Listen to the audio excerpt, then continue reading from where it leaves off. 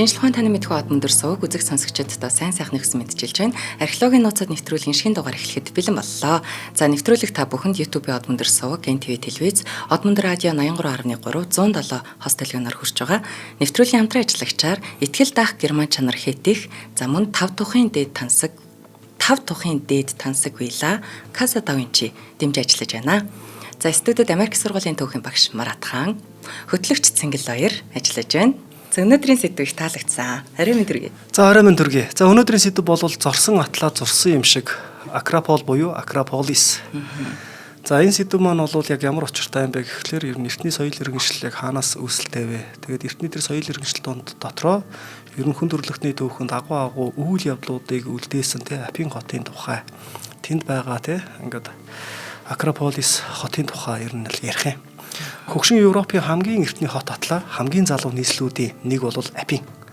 Түүхийн уртад энэ хот зөвхөн Грекийн нийслэл байгаа зогсоогүй.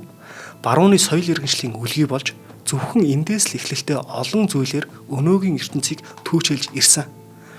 Нийтийн доолын өмнөх 5 дугаар зуунд цаг хугацаагаар аялаад үзэх юм бол энд арчлалын тогтолцоо анх үүсэж, иргэд нь хуралдаж, хууль батлаж, төрийн шийдвэр гаргадаг байсан нь орчин үеийн соёлт ертөнцийн үзэл санааны туг болсон. Хүн төрөлхтний сэтгэлгээ шин төвшөнд гаргаж, иргэншлийн түүхийг урагшлуулсан их сэтгэгч Сократ, Платон, Аристотель эднэр бол энд амьдарч сургаал бүтээлээ тойрвон, философи, шинжлэх ухаан, логик, сэтгэлгээний үндсийг тавьсан. Апийн бас урлаг театрын эх орон. Энийг бол хэн ч хэлэхгүй бүгдээрээ сайн мэдж байгаа Эсхил, Софокл, Еврипид зэрэг агуу зохиолчид энд амьдарч эртний Грекийн игмнэлт болон Энедмийн жүжгүүд Дионисын театрын тайзнаа анх амилсан байдаг. Урлаг соёлын хувьд бол энэ бол хамгийн том бас олзуурхштай зүйлийн нэг байгаа юм. За олон үндэстэн, олон хэлтэн, олон соёлтон дэлхий хэмээх нэгэн гариг дээр зэрэгцэн амьдарч буйын илэрхийлэл, эв нэгдлийн бэлэг тэмдэг болсон Олимпийн наадамч Апинтай холбоотой. За эрт цагт бол наадам Грекийн Олимпт нэрээр зохиогдож байсан бол орчин үеийн анхны Олимпийн наадам 1896 онд Апин зохион байгуулагдсан. Эцэст нь Апин бол архитектур, инженерчлэл, түүх соёл, археологийн үнэт өвийн үлгийн нутаг гэдгийг бүгд мэдж байгаа. Эгийн тэнгисийн эрг үзэсгэлэн дарлуудын үзэсгэлэнгээр хараа булааж нарлаг дулаан уур амьсгалаараа сэтгэл баясах. Апины гайхамшиг дурсгал Акрополисын тухай археологийн нууцуд нэвтрүүлгээрээ өнөөдөр бид ярилцах юм. Апины төв цэг хэмээгддэг Синтигма талбайгаас 1-1.5 км-ийн зайтай 15-аас 20 минут алхаад л хүрчих хадад өндөрлөг энэ хэсэг газарт бол Акрополис буюу Акропол байрлана. Хотын хаанаас ч харагдах энэ толгод дээр өн удаан оршин тогтнож, сүйдэж, сэргээгдэж өнөөг хүрсэн Акрополисыг хүн толгойт могоон бит Апины анхны хаан хэмээх Кикропосын нэрээр Кикропоп гэж нэрлэсэн байдаг. За энэхүү нэрлэж байсны учир нь бол Кикропопс энэ цогцлборыг анх үүсгэн байгуулсан гэдэг домогтой холбоотой. Харин бидний нэрлэж заншсан Акрополис гэдэг нэр нь Акрон буюу хамгийн өндөр цэг. Оргил гэсэн үг За полис буюу хот гэсэн утга санааг илэрхийлж байгаа бөгөөд хамгийн өндөрт орших хот гэсэн санааг хэлээд байгаа. За Апийн хотын дунд орших далайн түвшнөөс 150 метрийн өндөрт өргөгдсөн оройн харьцангуй тэгш хадархаг энэ толгод дээр нийтийн тооллын өмнөх 6 дугаар мянгад хүн анх амьдарч суурьсан гэдгийг археологчид одоогийн судалгаагаар тогтоосон байдаг. Хожим хөрөл зэвсгийн сүүлч үе, ялангуяа Микенийн соёлын үед эд цэцэглэж байсан нийтийн тооллын өмнөх 15-аас 13 дугаар зуунд энэ толгод дээр хаадын орд харшийг байгуулсан гэж үздэг. Өндөр толгодтой хааны ордыг барихдаа халдах дайснаас хамгаалах хан хэрэм босгохдоо тэд бас илүү нарийн байсан байгаа юм. За орон хотоо орд харш эрх мэдлийнхээ төвийг хамгаалсан хэрэм босгох нь зайлшгүй зүйл бол мэдээж тодорхой зүйл.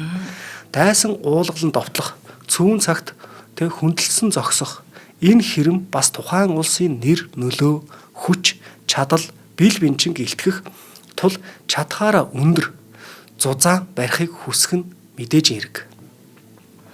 За Апины хааны ордныг Тойруулан барьсан энэ ханыг бол циклопийн хэрэм гэж нэрлэх нь бий. Хамгийн том нь 2-6 метр урттай.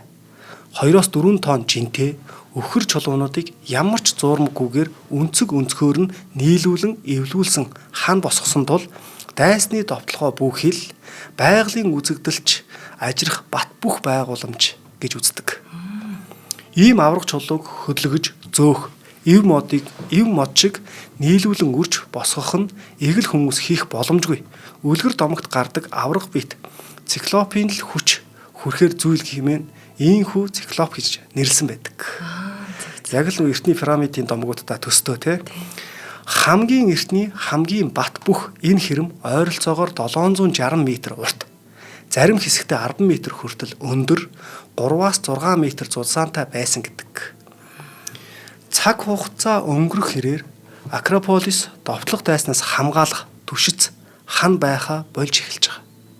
Хотыг ивент тэтгэгч Афины бурхад зориулсан Гиппократийн хүү Гисиптратын үед буюу нийтийн тооллын өмнөх 560-аас 527 онд ард иргэд нь анхны сүмийг байгуулснаар энэ толгод ариун шүтээний ч газар болж хувирсан. Гэвч нийтийн тооллын өмнөх 480 онд Грек Персийн дайны үед Акрополисын энэ сүм сүйдэж Афинчууд дайснаа дарсны дараа ариун газраас сэргээн босгоно гэж амлаж ирсэн. Үнэхээр ч тэд Персүүдийг ялж нийтийн тооллын өмнөх 447 онтой золгосон. Афиныг арчлыг үндэслэгч гэгддэг уран илтгэгч Жанжин Аттикийн язгууртан угсаат Перикл энэ толгод дээр нүр их бүтээн байгуулалт эхлүүлсэн нь өнөөгийн Акрополисын үндэс суурь болж хөгжсөн гэж үздэг. Афины алтан үе хэмээн нэрлэгддэг энэ үед өнөөгийн Перпониум, Помпели, Эрехитон, Никагийн сүм зэрэгтэй ингээд цуута барилгууд босч эхэлсэн байдаг. Эрт цагийн 7 гайхамшигын нэг Олимп дахь Зевсийн хөшөөгч бүтээгч нэр алдарн түүхсэн уран баримлч, уран барилгач, зураач бас Периклийн дотны нөхөр Пиди энэ бүтээн байгуулалтыг оройлон удирцсан гэж үздэг. Түүнээс гадна эртний Грекийн гайхамшиг туурсан нэрт баримлж, урчууд, сэлбэрчид түүний багт ажилласнаар Акрополисыг л гэж хэлж болох гайхамшигт зохицол бүхий цогцолбор боссон байдаг. Ер нь бол Акрополис бол нэлээд алдартай. Эртний Грек захин ч гэсэн бол соёл иргэншлийнхаа талаар бол хөндөрлөгтний түүхийн соёл иргэншлийн үлгий. Янз бүрийн шинжлэх ухааны ч бас ингээ үлгий гэж гарч ирдэг. Ямар шинжлэх ухааныг судалсан эртний Грект гээл те. Тэгэхээр эртний Грек хэлээр бол энэхүү шинжлэх ухааны нэр томьёо бол гэж яваад эхэлдэг. Тэгэхээр энд бол хөндөрлөгтний хөгжил бол асар хурцтай хөгжсөн, үүсэл хөгжил бас тавигдчихсэн гэдэг санааг бас яриад байгаа юм. За цэцэглэн мандсан Афины уур ухаан те нарийн тооцооллын охь бүхнийг шингээсэн алтан үеийн 7 байгууламжаар Акрополисыг тодорхойлж болно. Афины Акрополисын хамгийн алдартай сүрлэг барилга болох Перпенон сүмээс эхлээд дурдъя. Нийтийн тооллын өмнөх 447-оос 432 онд уран барилгач Иктийн Клеократ нар гардан бүтээсэн энэ сүмийн гаднах чимэглэл сэлбэрийг домогт Пити өөрөө гүйцэтгсэн. Хотын ивэгч Афиныг тахих ариун энэ сүм Афинчуудын хувьд эв нэгдлийн бэлэг тэмдэг байсан тул энгийн иргэдч эхс дээдсч хамгийн чухал газар байсан гэж үздэг. Перпенон нь бол дорик хэв маягийн сүм бөгөөд уран нарийн чамин гэхээсээ илүү бат бөхийг чухалчилсан хийцлэлтэй. Тиймээс ч барилгын гаднах багнууд хоорондоо ойр, тиймч өндөр биш. Ерөөсөө гаднаас нь харахад л хүчрхэг, тогтвортой байдлыг илэрхийлэхээр байгаа. За Перпеноны урт нь бол 69.5 м, өргөн нь 30.9 м. Багнуудын өндөр нь бол 10.4 м-ээс гадна багнуудын тоо нь болохоор 46. Дотор багнуудын тоо 23 байсан нь сүмийг цэлгэр сүрлэг харагдуулах зорилготой бүрэн нийцэж байгаа юм. За Перпенонд 12 м өндөртэй алт зааны яс үнэт чулуугаар бүтээсэн Афина Перпеносын аврах хөшөө байрлаж байсан. Нэг гартаа алтан жад, нөгөө гартаа аврах бамбаа барьсан Афина ялалт сүр хүч, хүчрхэг оршихуйн бэлэг тэмдэг байсан гэж үздэг. За Парфеноны архитектур инженерийн гайхамшиг гэж хэлж болно. Барилгын нарийн тооцоолол, багна, бүрийн харьцаа, бетоноор зутгсан мэт өөгүй тэгш суур тэгш бус талбайд тохирсон бүтэц, нарийн сийлбрүүд нь ч эртний афинчуудын ухаан, ур чадвар, гоо зүг тойлдон харуулж байгаа. За Зингэл хоёроо энийг одоо ингээд нөгөө найруулагч зураг өгсөн байна те. За эдгээр зургуудыг хараад дотор нь ямар нэгэн сэтгэгдэл төрж ийн үү? Яг ийм зургуудыг би бас сонирхож байхдаа олж хараагүй юм байна. Тэгэд энэ яг энэ яригадаад байгаа барилгыг бас энэ хийсэн урчууд нь өөрсдөө бас нэг юм хүний одоо биеийн хэмжээсийн зохицлыг төгс ашиглаж уралсан гэдэг нь надад яг гой санагц. Бид ингээд тэнцвэртэй байдгийг аягүй сайн ашигласан гэд. Тэгээд ерөнхийд нь ингээ харахаар энд ярьж болох юм аягүй их юм байна л да. Тэгээ хамгийн түрүүнд нэг Аристотл, Платон гээл философийн мандгуудыгаа яригдах байхаа гэж бодож исэн. Сүүлдээ нэрэл нөгөө хамгийн анхны тэр стадион байд юм байна шүү дээ. Тэгээ хамгийн сонин санагдсан нь юу байсан? Дорн таймгийн хэмжээтэй юм байна Грек. Монгол улсын газар нутгийн хэмжээс 12 дахин бага. Тэгсэн хэрнээ 10.4 сая хүн амтай. Тэгээд түүх соёлын хувьд бүр үнэхээр дуусшгүй үлгийн юм ардчлалын, спортын, урлаг соёлын. Тэгэхээр манай Монгол улсын Дорн аймгийн хэмжээтэй адилхан гэж байна. Тийм. Гэхдээ нөгөө Дорнтоор ингээ аялаад үзэх юм бол бас Менингийн талчин дуусахгүй их шүү бас тий. Бас бахархмаар штэ бас. Тэглэгээ яах вэ? За баярлалаа. Үнэхээр гоё сонирхолтой мэдээлэл байлаа. За Акрополис руу орох хаалга мөн ариун ёслол сүр хүч хотын нэр хүндийг илтгэх нэгэн барилга нь бол Пропелия. За Пропелийг уран барилгач Минисикл нийтийн тооллын өмнөх 437-оос 432 онд бүтээж. За энэхүү барилга нь бол дорик хэв маягийн босоо ховилтой багнуудтай бөгөөд зүүн болон баруун жигүүр гол танхим зэрэг олон хэсгээс бүрддэг. Пропелийн урт нь болохоор ойролцоогоор 18 м, өргөн нь 8.5 м, өндөр нь 7 м, багнууд нь ойролцоогоор 6-аас 7 м өндөртэй. За энэ сүрлэг хаалгаар Акрополис руу нэвтрэх бөгөөд басхүү бурхан тахил өргөх, олон нийтийн арга хэмжээ зохион байгуулах, баяр тэмдэглэх гээд нийтэд зориулсан арга хэмжээч болдог байсан. За Парфеноны хойд талд орох хаалганы зүүн хэсэгт Эректион одоо сүм байрлана.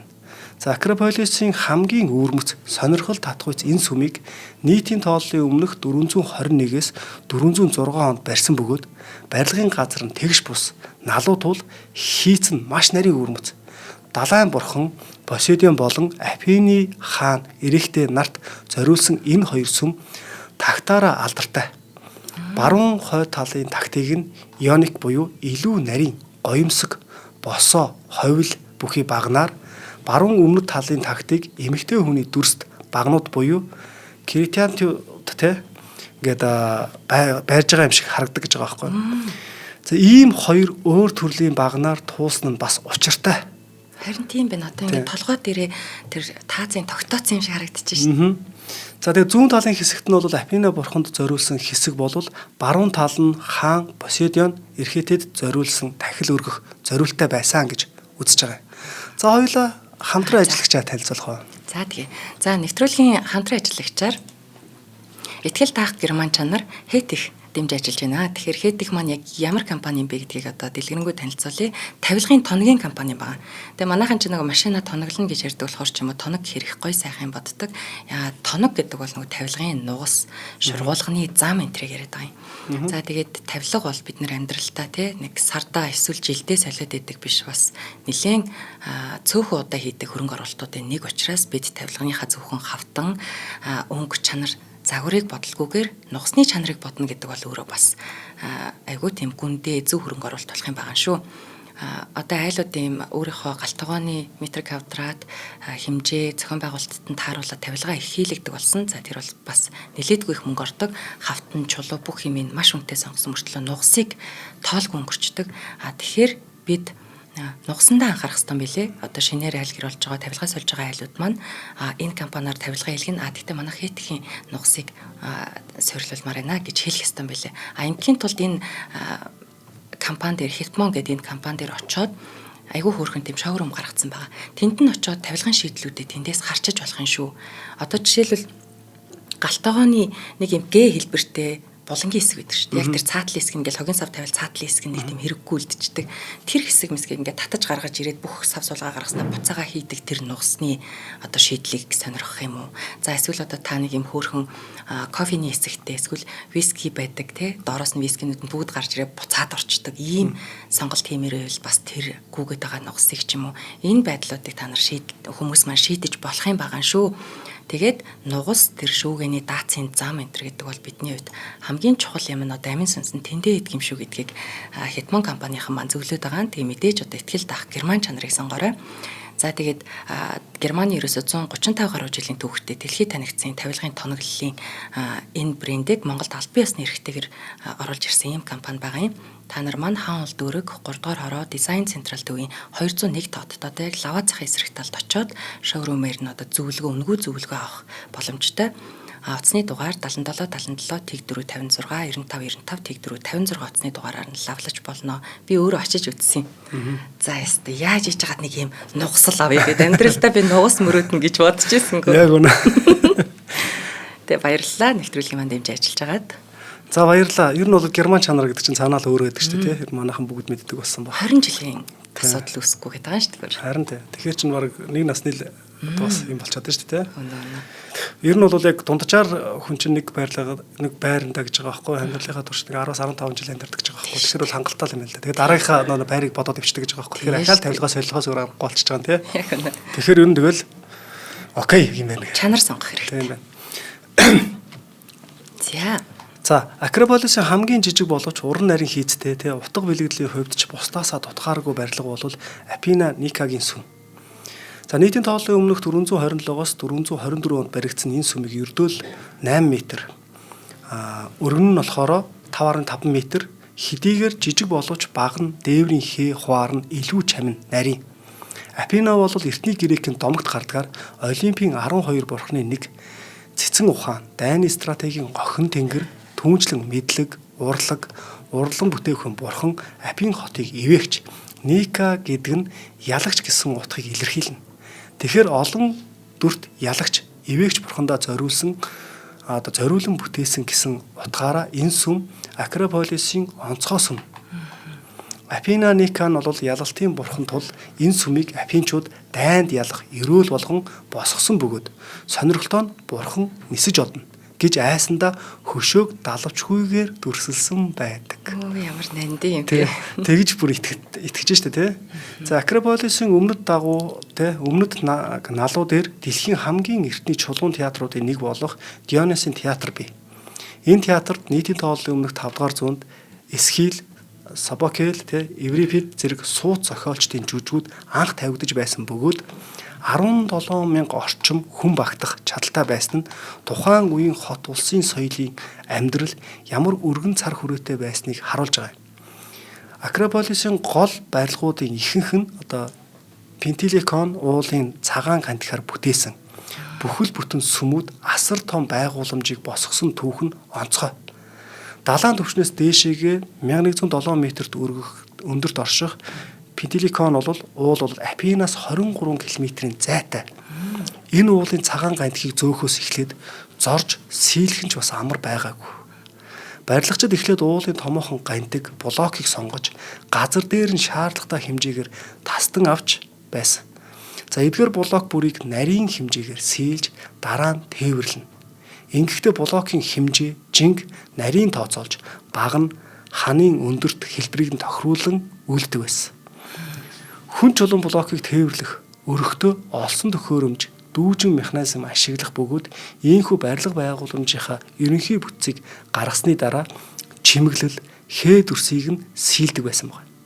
Тиймээс ч Акрополисын барилгууд бат бөх төдийгүй нарийн тооцоолол зургийн дагуу чамбаа гүйцэтгсэн уран тансаг хийцтэй байдаг гэж. Үүгээрээ ч маш алдартай гэж. Харин тийм би ямар их цагаан гантигтай уул вэ? Нөгөө нэг дэлхийн анхны тэр стадион бас тэр чигээрээ цагаан гантиг гэсэн. Харин янз юм байгаас та тий. Янз юм бүрхөө яаж их хөдөлмөрлөхөөрөө хийдэг байна. Нэгэн цагт бол хамгаалтын цайз байсан өндөрлөгийг бол дэлхийн уран барилгын ингээд болгосон нийтийн тооллын өмнөх 5 дугаар зууны 2 дугаар хагас болох Апины алтан үе гэдэг байсан байгаа байхгүй. За дэлхийд данстай эрдэмтэн, мэрэгд, сэтгэгчид, зураач, барилгачид, яруу найрагчид энэ цаг үед Афинд амьдарч сүрлэг сайхан сүм, театр, барилга байгууламжууд сүндэрлэн боссон байдаг. Яг энэ цаг тухайн үед нь очиод амьдраад үзэх юм бол тэнд бол бүх юмыг нь гайхахаар тий. Харин тийм байна.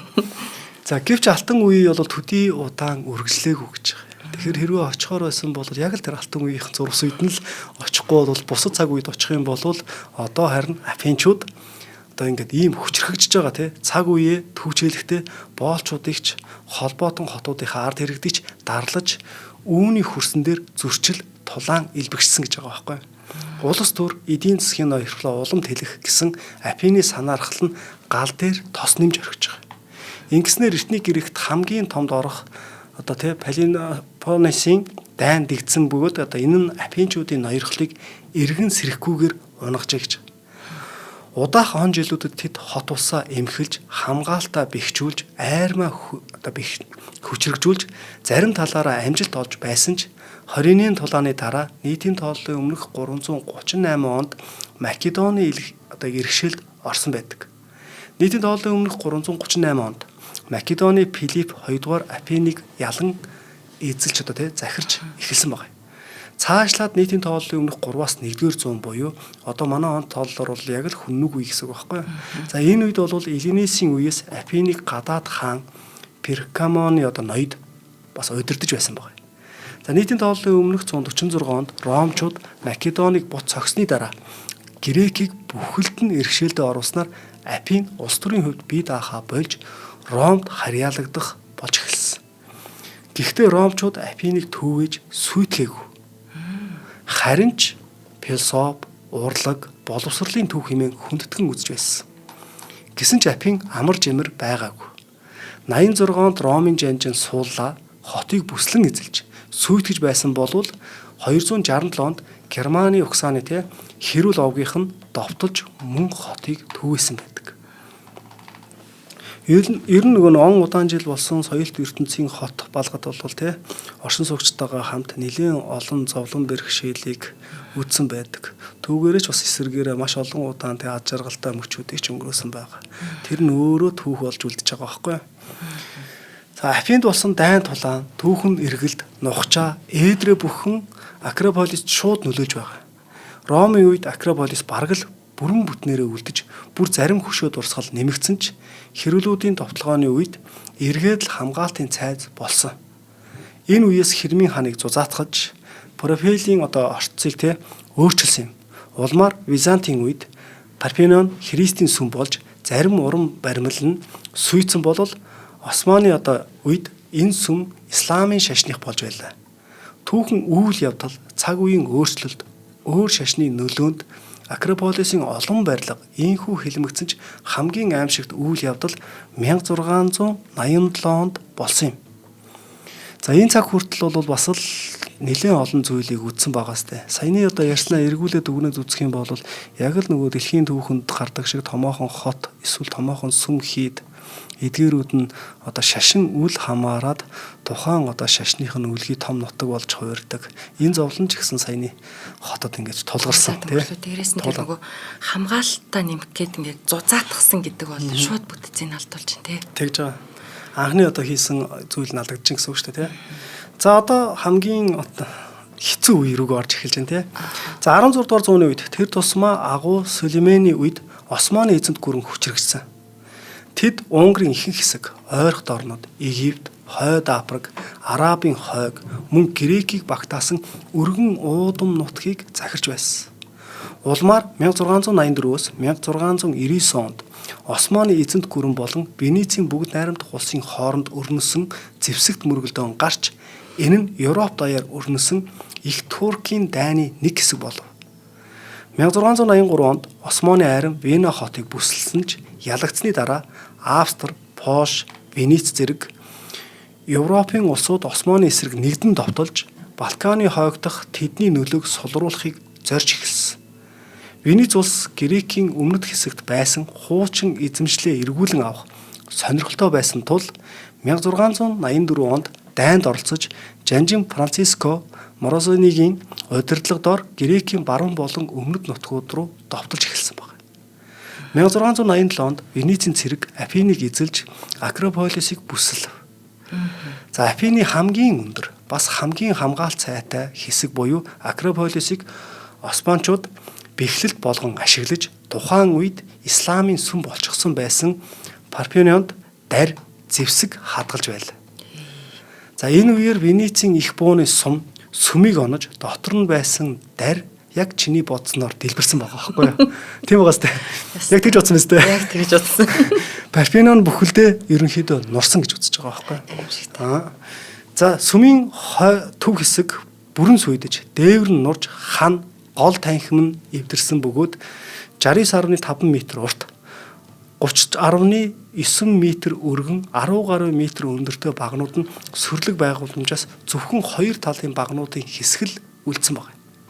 Мэдээж барилгын гоёл, чимэглэл, уран баримлууд гэсэнтэй эдгээр бүгд сүйцэн бөгөөд сүмийн чулуун блокуудын хилтэрхийнүүд хэдэн 10 метрийн зайд шидэгсэн гэж байгаа. Тэгэхээр ямар том дэлбэрэлт болсон бэ гэдэг зүйлийг харж болж байгаа юм тийм. Ер нь дайн тулаан бол нэг төв соёлыг устгадаг гэдэг нэг зүйл байна. За Венецийн цэргүүд хотыг эзэлсэн ч төдөлгүй бутсан. Ариун сүмийг сүйдэлсэн тэд буцахдаа Акрополисыг тонож уран баримлуудаас нь авч явсан гэдэг.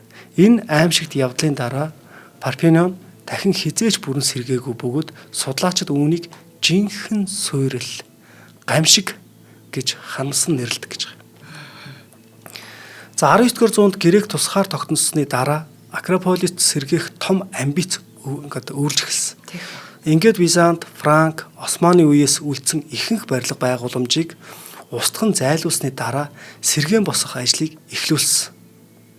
Афины алтан үеийн буюу анх цогцлон босгосон тэр төрхийг нь сэргээхийг тэд хүссэн. Ингээд 1843 онд Парфеногийн доторх исламын сүмийг 1875 онд франкчуудын цамхыг нурааж Германы неоклассицизмын уран барилгач Леопон Клинци Акрополисыг сэргээн засварлах ажлыг хариуцсан гүйцэтгсэн байна. За өнгөрсөн зуунд Акрополист олон үйл явдал өрнөсөн.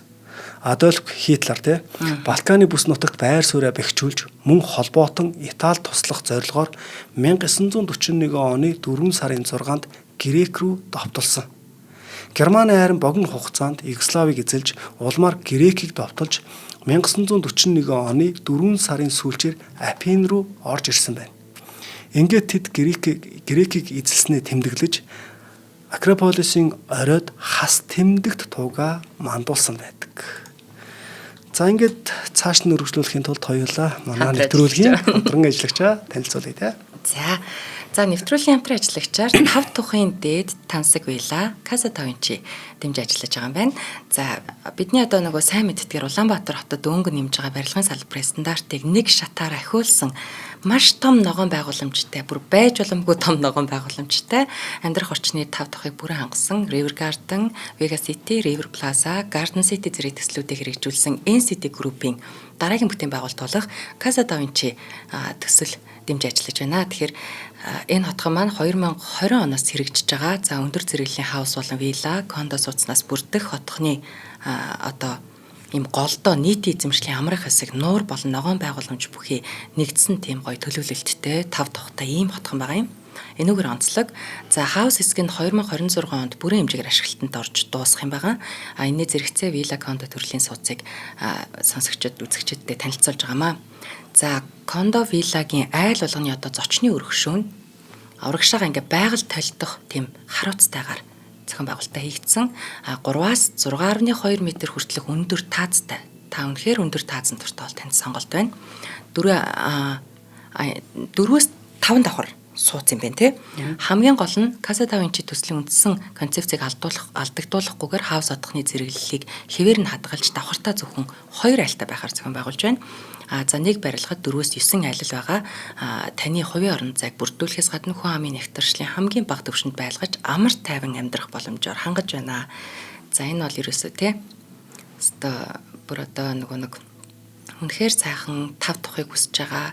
Тэгээд тийм гоё хүүхдүүд нь гадаа тоглох тухтай байх, гадаадд байгаа юм шиг байхыг хүсэж байгаа хүмүүс маань анхаарлаа хандуулах зохистой. За 260 м квадрат нэг давхрын дуплекс вилла нь гадна хувийн эдэлбэр газар, Цэлгэр сар бол террастай 6.2 м өндөр таацтай 4-5 давхрын айлууд нь цэлгэр том террастай гэдгээр онцлог байна. За энэхүү сууцны загварын байр маш гоё төлөвлөлттэй тул та өөрийн биеэр очиод бас үзэж хараад барьж үзэж болох юм аа. За цоошин төлөвлөлт дизайн бүхэн энэ кондо вилла сууцны 1-р ээлж ашиглалтанд орчихсон байгаа. Нүүж ороход бэлэн болсон. За энэ оны 3 дугаар сараас эхлээд 2-3 дугаар ээлж нь дараагийн ээлжиндээ шат дараатайгаар ашиглалтанд ороход бэлтгэгдэж байна. 112 м квадратаас 260 м квадратын сонголттой байгаа ийм дуплекс, хаус, апартмент, пентхаус сүндэрлэн босч байна. Тэгэхээр Ялчин Улаанбаатарт өнгө төрхөө нэмсэн ийм эдний бүтээл дараагийн сайхан бүтээл нь ингээд бий болжээ.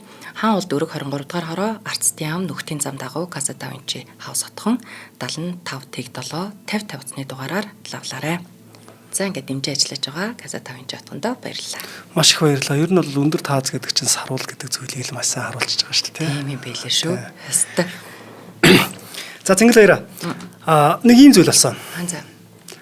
Одоо нөгөө Герман цэргүүд чинь Акрополисын орой дээр тугаа зочлоо шүү дээ, тий. Аимшигтай хас мас тавиа. Хас мас тавиа ичлаа. За энийг харсан ард иргэд яах вэ гэдэг дээр яг одоо чи өргөжлүүлээд өөрийнхөө бодож байгаагаа зөө. Энийг харсан ард хүмүүс яах вэ гэдэг нэг зөвхөн 30 секунд ч юм уу 1 минут нэг түүх зохиогоод хэлээд өгөөч шууд цохиолоор. Гоё шүү дээ. Багшаа чалгалт авчтай. Ерөнхийдөө нөгөө энэ хүртэл аягүй их юм үдцсэн байгаа. Ард түмэн. Тэгэхээр яг үнэхээр тэр хас тэмдэг тавьсан үе бараг эргэлт байх бах гэж би бол бодож байна. Надад ягаад ч юм тэр хас тавьсан гэхдээ шууд дотор ингээл эйгүү санагц. Яг тэрэн шиг тийм одоо нэгдэн нийлэх бах ард түмэн. Би зүйлсэн үү? 100 тавьчлаа. Яг энийг асуу гэж бодоцсон дөрөв. За ийм бай. За би чамд хэлээд үгүй те. Апины оройдын хэсэгт мандсан энэ туг бол грекчүүдийн хувьд бол ялагдал, доромжлол энэ зүйлийг илэрхийлж өгч байгаа байхгүй юу? Ялагдсан, доромжлуулсан апижуудын дундаас гэвч нацистуудыг сөрөх зоригт хүүгүүд олдсон. 1941 оны 5 сарын 30-ны шөнө тухайн үедээ ердөө 19 настай байсан Манолис Гелос 20 настай оюутан Апостолос Сантас 2 Акрополис руу нууцаар гарч харуул хамгаалтыг нь сэмхэн тойрон тугийг нь буулгаж авч чадсан.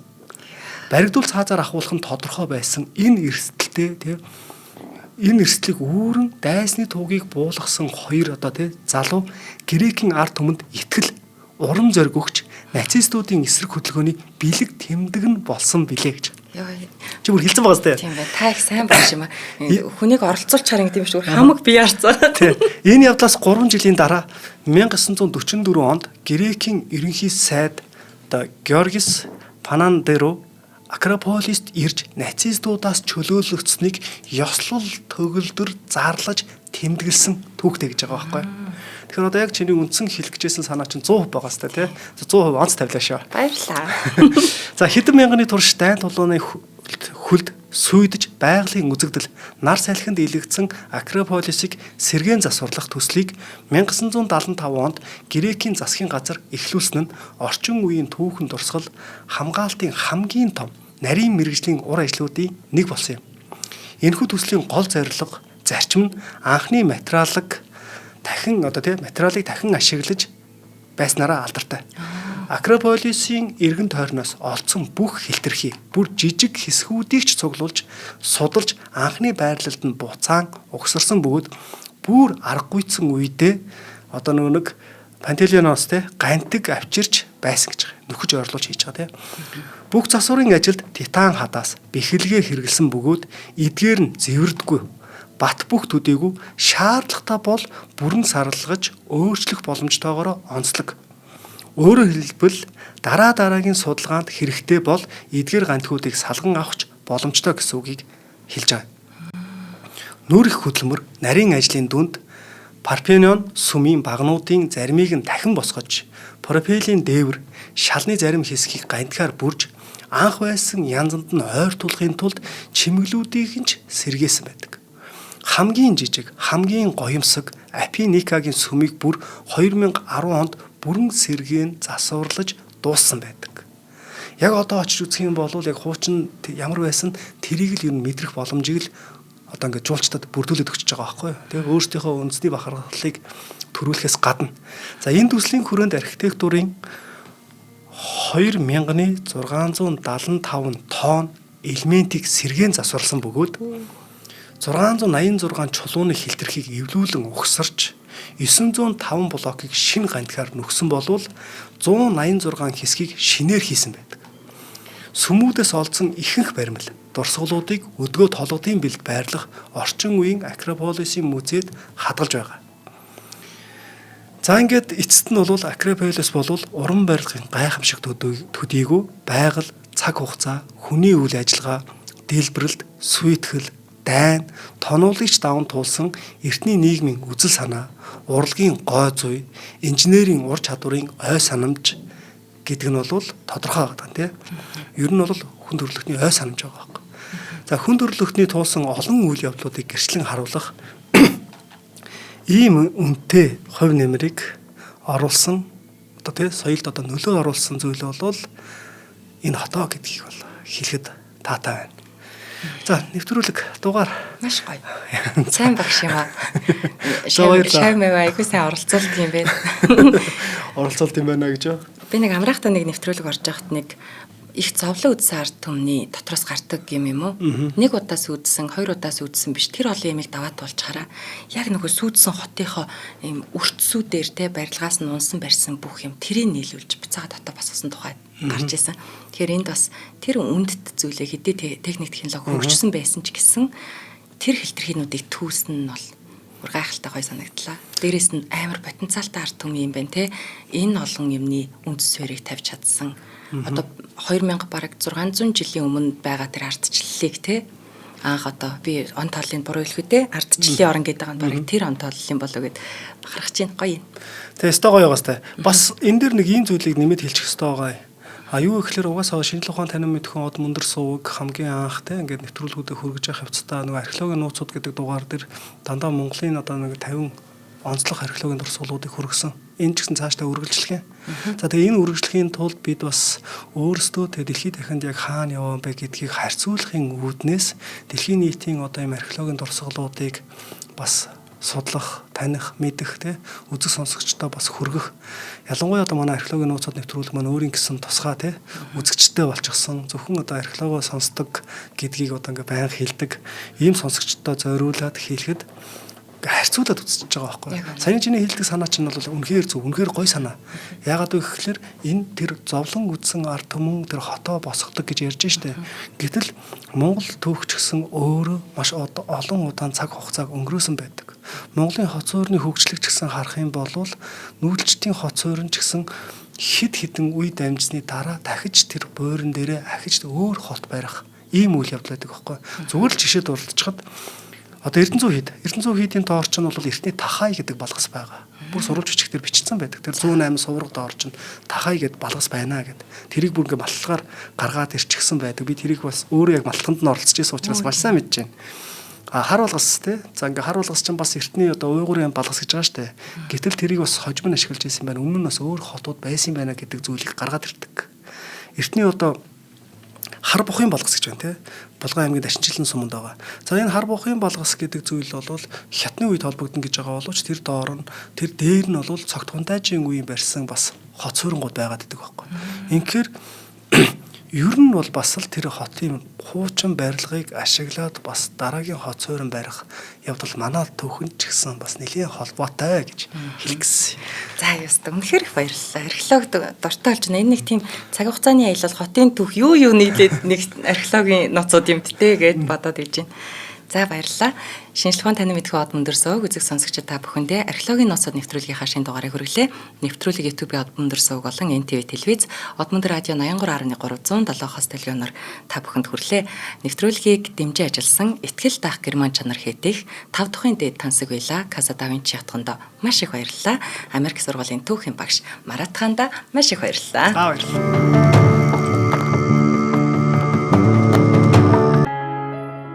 Нэвтрүүлгийг хүлээн авсан Нарны аймгийн монголчуудтай баярлалаа. Од мөндөр сувг нь энэ мэдчлэн таны мэдхүү мянган нэвтрүүлгийг 2026 оны 7 сарын 1 хүртэл та бүхэндээ хүргэх юм. Их хэлээрээ шинжлэх ухаан танин мэдхүүг түгээхийн үлсэд нэгтгэх хүсвэл та бидэнд хандив өгөх боломжтой. Жилдээ ганцхан удаа 100,000 төгрөгөөр биднийг дэмжснээр шинжлэх ухаан танин мэдхүйг түгээх энэ үйл хэрэг амжилттай үргэлжлэх юм. Од мөндөр нэр дээрх Удаагшлын банкны данс байгаа 4191 тэг 4518. Та 100,000 төгрөгөөр шилжүүлэхдээ гүйлгээний утга дээр нь өөрийн нэр болон утасны дугаараа заавал бичээрэй. 100,000 төгрөг хандалснаар Од мөндөр сувгийн алтан гишүүн болох юм а. Шинжлэх ухаан, танин мэдхгүй Монголд ялах болтугай.